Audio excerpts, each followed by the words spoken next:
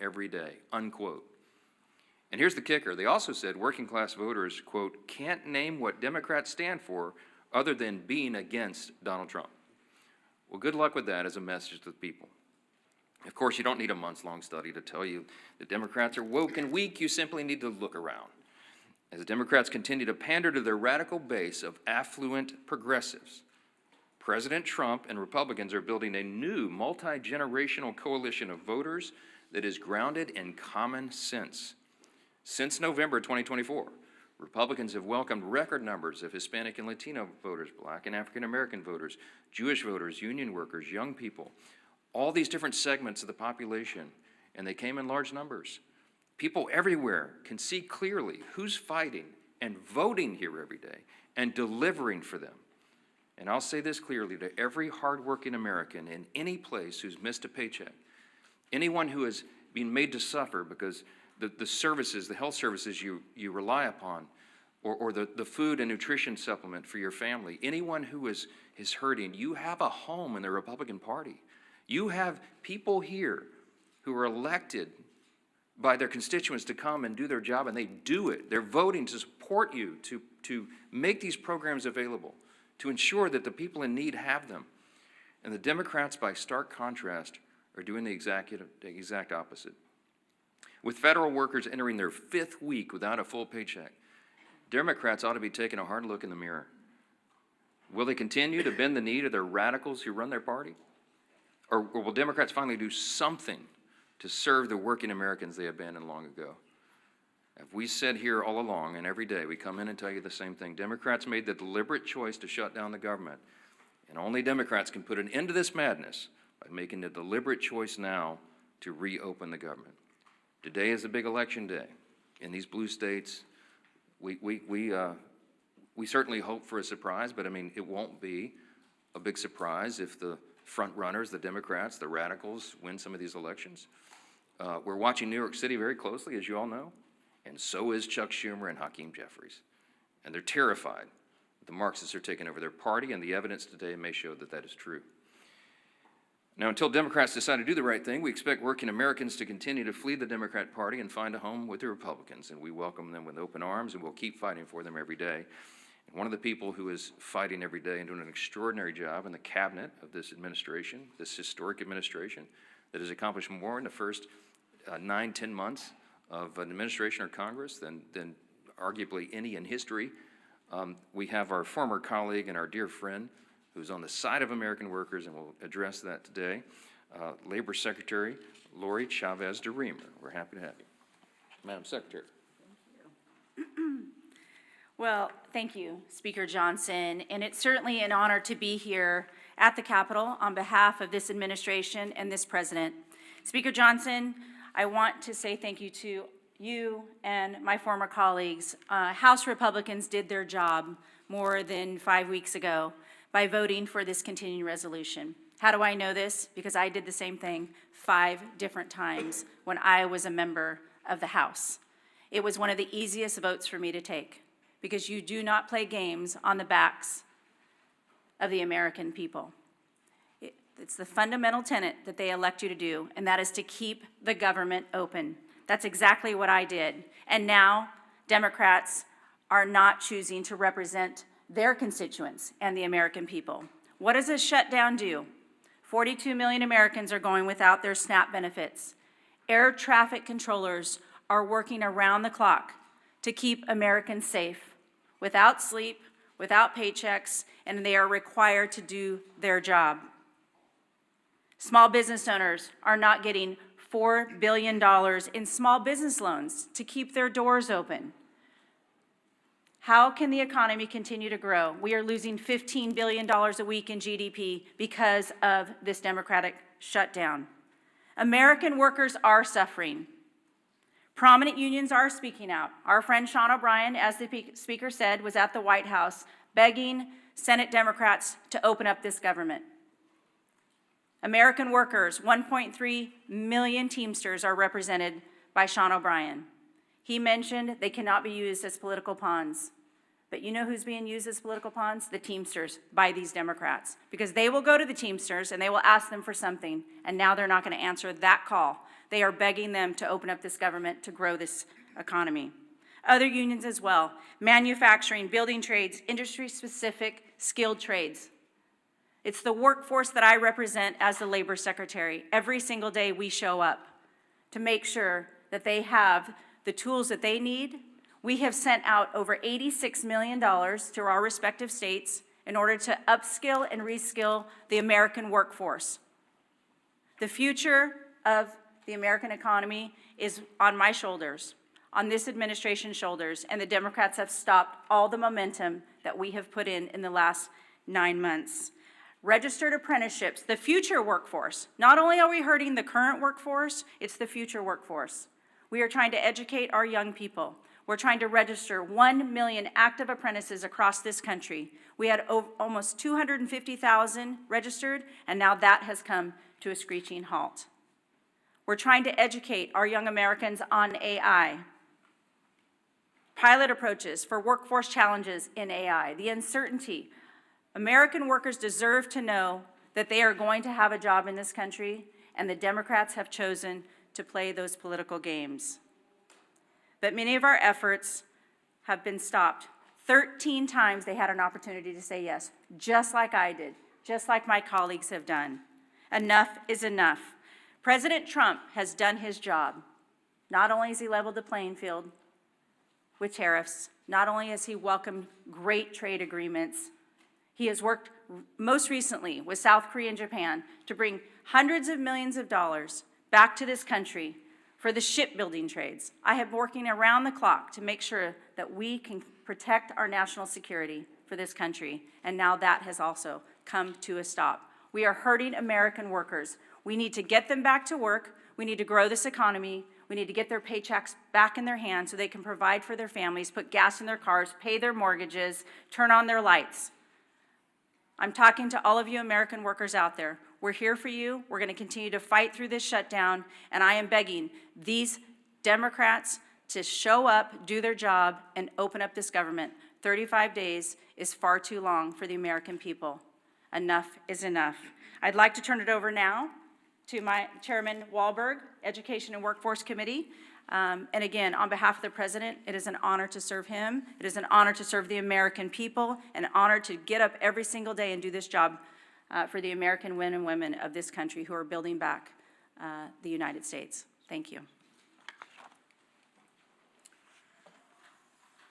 Well said, Madam Secretary. And I've worn out my voice, Mr. Speaker, over the course of the last 5 weeks all across my district from Lake Erie to Lake Michigan, from Detroit to Grand Rapids, from South Bend to Toledo, Ohio.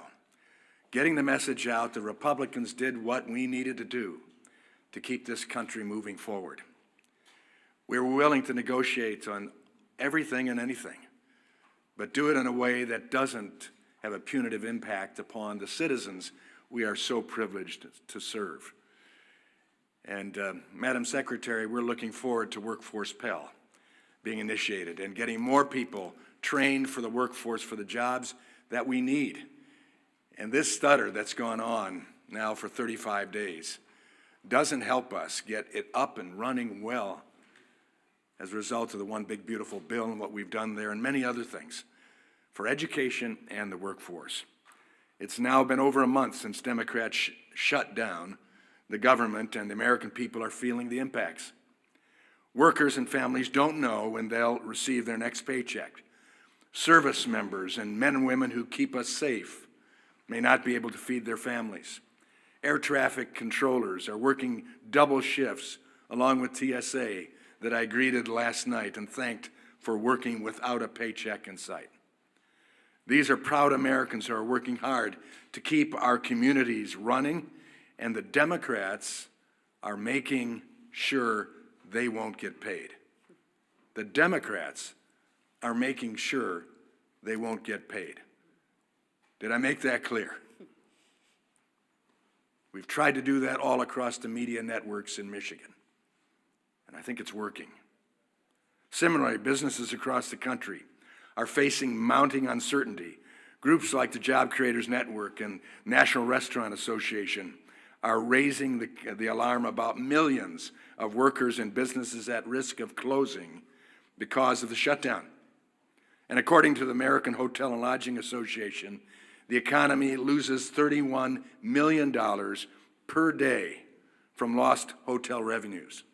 Virtually every sector of our economy is hurting because of this foolhardy Democrat shutdown. And since the start of the shutdown, more than 4,800 small businesses have been unable to access the Small Business Administration loans. I've sat with some of those businesses. I've heard their concerns. I've heard their desires to expand their business, but they can't get the applications filled out, further restricting businesses' ability to grow, potentially forcing others to close permanently. What's more, this shutdown has disrupted the data that drives the economy. Jobs, prices, paychecks, the data that guides it all has stopped flowing, and that is hurting workers, families, and job creators. In my home state of Michigan, we're losing more than $360 million in economic activity every week, week upon week. That means every week workers, job creators, and communities lose out on chances to thrive as families struggle to put food on the table. But Democrats don't seem to mind. We've all heard House Democrat Whip Catherine Clark's interview describing the suffering of families as leverage to remote health care to illegal aliens. And then there's the Senate Democrat leader, Chuck Schumer, in his comment that every day gets better for us. How cruel, how unfeeling, how uncaring. Clearly, the Democrats are so wrapped up in D.C. politics, they've forgotten what really matters, helping the Americans thrive. Now, labor unions, as the speaker pointed out, who overwhelmingly supported Democrat politicians and left-wing causes, are calling for Democrats to vote for the House Republican-passed clean continuing resolution. We passed it. We funded government. We didn't shut it down. The American Federation of Government Employees, Steamfitters Local 638, Teamsters, and pilots unions are calling for the government to reopen because livelihoods are being crushed. Our nation's children are being impacted too, and I'm concerned about that. Some Head Start programs, some of those small little seats that I've sat in, hearing about what good work is done for these families and kids. Head Start programs, because of the Democrat unfunding of them, will not receive federal grants despite being the only option for many low-income families. That will lead to disruptions that will force families to go without child care as programs face dwindling funds or go without funding entirety. We funded it in the House. The Senate Democrats need to do the same. If the COVID-19 pandemic taught us anything, it's how bad any disruption to a child's life can be. Long-term school closures exacerbated learning loss and caused skyrocketing truancy. How long do the Democrats need to keep our government shut down before they see the real harm they're doing to Americans' children? The Democrat government shutdown has gone on far too long. And the longer it lasts, the worse things get for the American people. This is the first time in history, if you might be reminded, the first time in history a political party has shut down the government over a clean CR. The Democrat petty partisanship is hurting workers and families across the country. The shutdown is also showing Americans just how far the Democrats will go to promote their out-of-touch agenda, even if it means holding the American people hostage for more than a month. America's workers, families, unions, and job creators have all spoken. Chuck Schumer, pass the clean CR and reopen the government immediately. I hope the Democrats are listening, at least 5 of them. Republicans have listened and voted to fully fund the government coming on 15 times as of today. It's time for 5 more Democrats, including my 2 members from Michigan, to vote the same way. For the children, as Nancy Pelosi has famously said. Do it for the children. Do it for Americans. I now am pleased to turn over the podium to a great leader, Leader Scalise. Thank you, Chairman Walberg and Secretary Chavez-DeRemer. It's great to have you back here in the House. I'll start by joining in with what the Speaker said and extending my condolences to the family of Dick Cheney. Of course, served 8 years as President George Walker Bush's vice president, served in so many other important roles in government, started as a member of this House of Representatives, and lived an incredible life, and we mourn his passing and extend our prayers to the Cheney family. As we look at potentially another vote today in the Senate to try to have a breakthrough to open up the government, let's remember when the Senate votes today, they're not voting on some big, massive omnibus bill, a bill that resolves all of our differences. You know, if you're one of these Democrats, and it only takes 5 to get this government back open, and you're struggling with this decision, do you offend your far left radical base? It's about to elect the new leader of their Democrat Party in Mondami in New York. Or do you stand up for the tens of millions of people around the country who are actually suffering? And if you vote yes today, are you giving anything up? What's in that bill? A clean continuing resolution that violates any of your principles? There's nothing. Again, that bill does not solve our differences. That bill just keeps the lights on. That bill just allows federal workers to get paid for the work that they're doing. Those that have to show up and work and keep our airports open. The air traffic controllers who are working under high, incredible stress in a normal time so that planes can land and take off safely with 150 plus people on each one of those planes without worrying about the stress that as soon as they get off the job, they've got to go do a second shift as an Uber driver because they can't put food on the table because Democrats shut down the government. Hopefully they weigh that when they cast their vote today. And we see every day, of course, unfortunately, more and more consequences to the suffering Democrats are causing. We know on the SNAP program, 42 million people. And yes, the courts are trying to work with the White House to find ways to move some other money around. But as we know, even if they're able to move money around, it doesn't make that program whole. The only way to make the SNAP program whole is by Democrats opening up the government. It's real straightforward. You vote yes or no. You vote yes because you want to put food on the table for 42 million low-income families.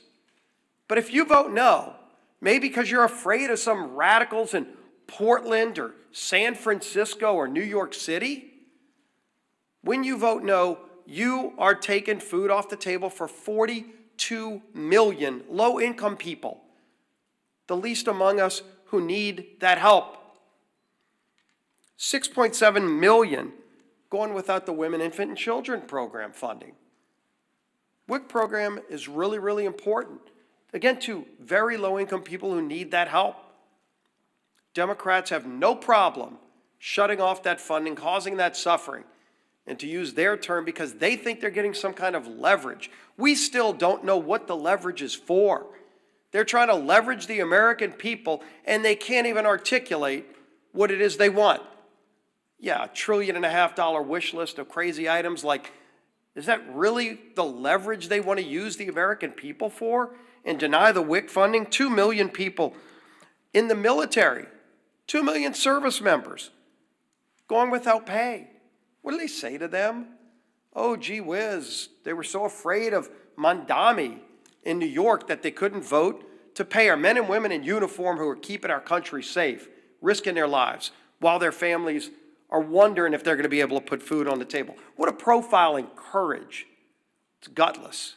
700,000 federal employees without pay, 670,000 federal workers furloughed, 5.9 million households at risk of losing their home heating services. under the HEAP program. You know, we had Secretary Chavez-DeRemer talk about opportunities for young people that just want to learn through apprentice programs to get their start in life so that they can go and get a skill, a trade, maybe start their own small business. That's not going to happen while the government's shut down.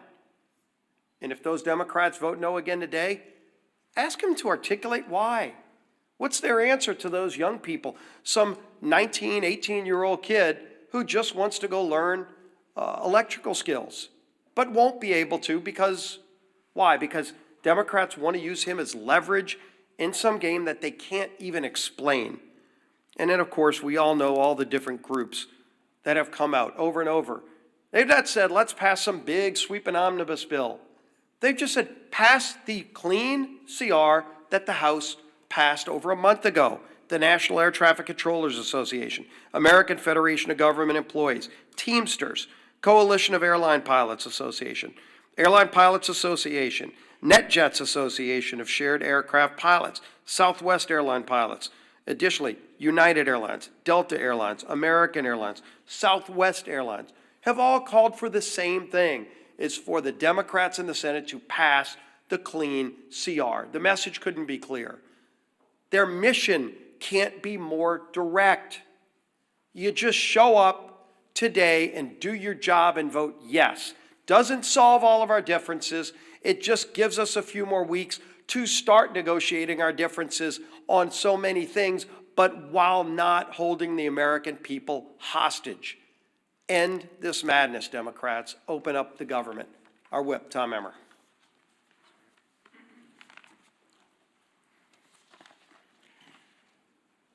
The Democrat government shutdown, spanning 35 days and still counting, is now tied for the longest government shutdown in U.S. history.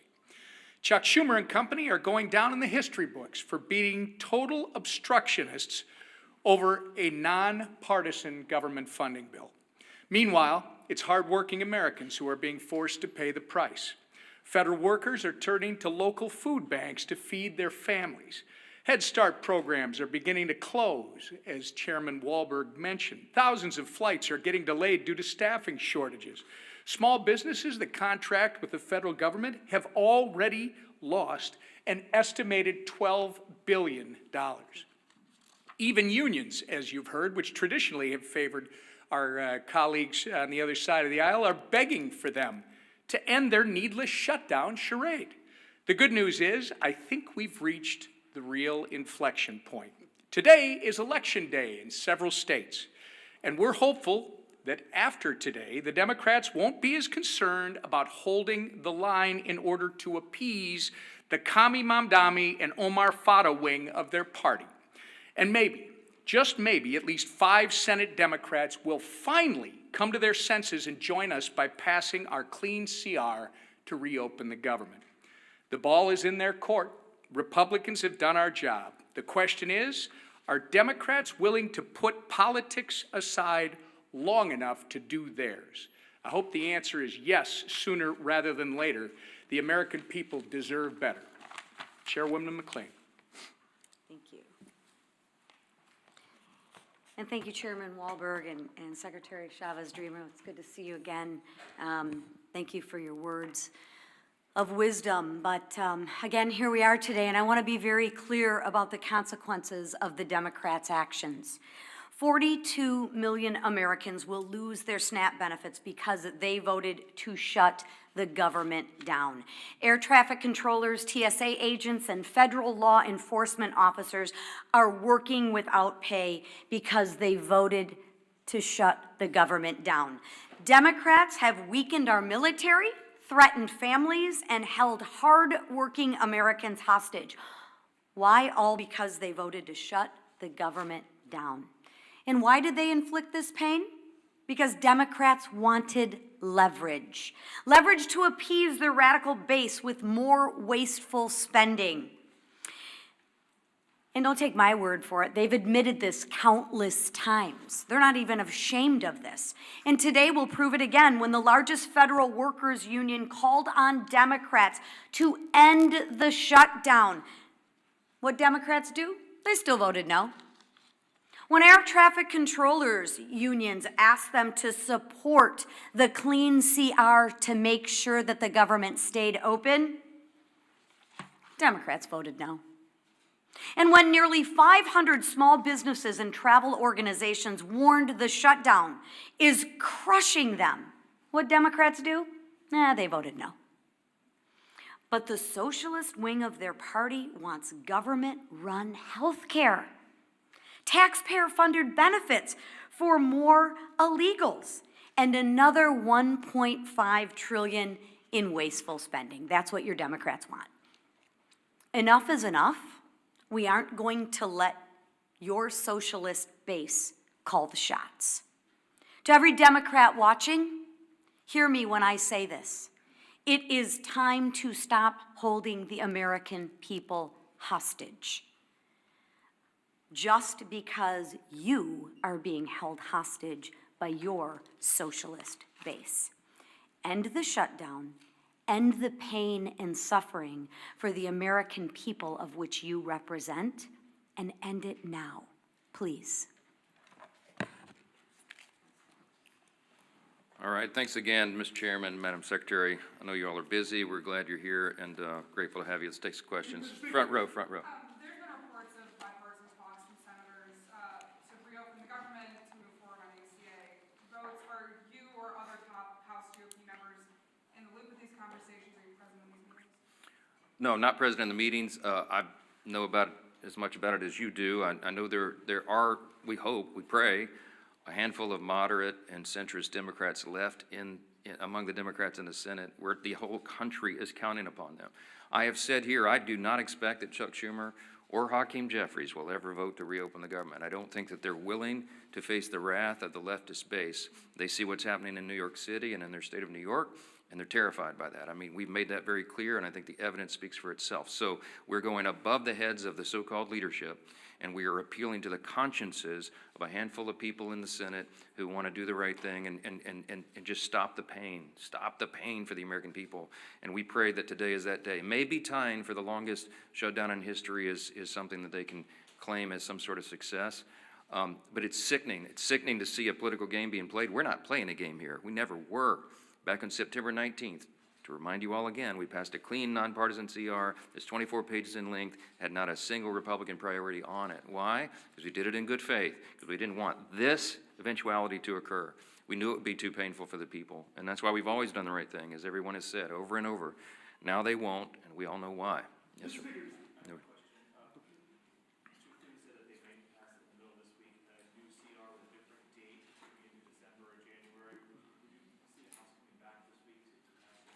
If the Senate passes something, of course, we'll come back. We're running out of clock, obviously. We put 7 weeks on the clock. That was remember, the bipartisan arrangement that was made between Democrats and Republicans in the House and the Senate, in consultation with the Senate, bipartisan, bicameral agreement that they needed 7 more weeks on the clock. Because once we got to the end of the fiscal year, September 30th, there would be that much more time needed, they estimated, to finish the government funding appropriations process.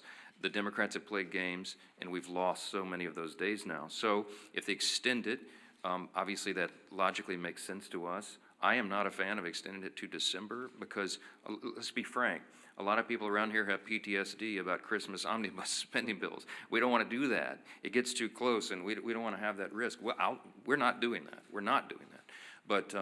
But too many people have concern. I think putting it into January makes sense, but we've got to obviously build consensus around that. There's some discussion about it. We'll see where it lands. I'm not sure. Scott, real quick. Yeah, Scott.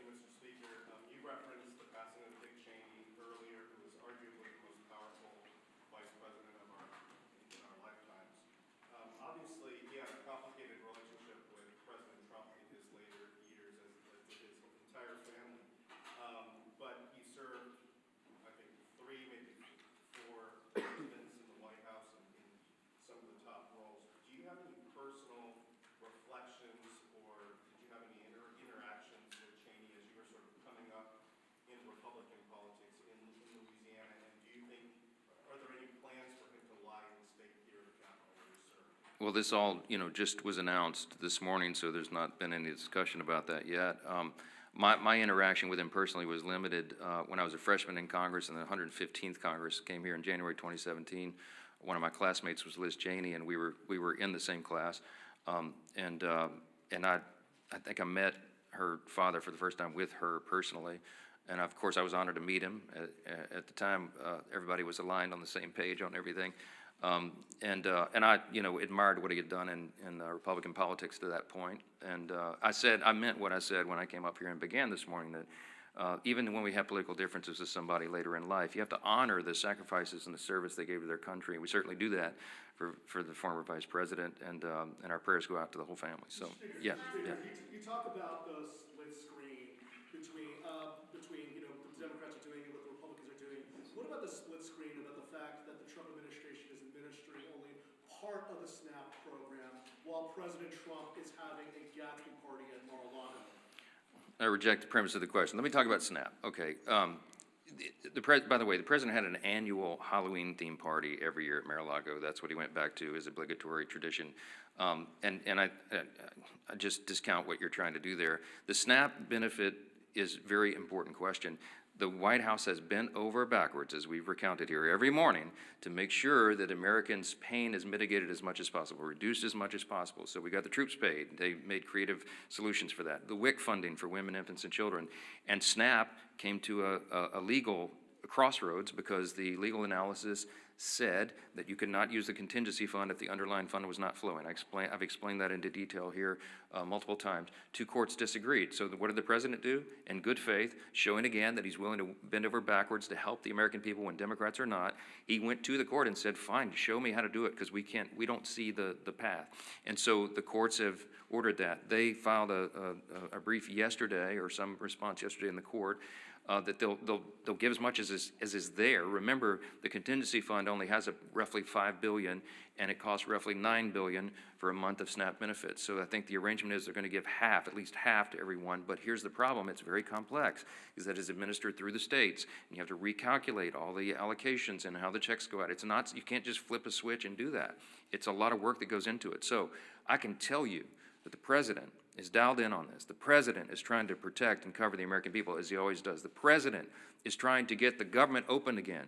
And the Republicans have voted 14 times to do it, and the Democrats have voted 14 times not to do it, to keep the government closed. That's the story. And I don't know why there's any confusion about this at all. They're going to do it again today. My prediction is the Democrats are going to vote for the 15th time to shut their government down, and they're going to look down their noses at the people who are struggling, who are suffering, who can't put food on the table, who can't pay their bills because they're playing games over here.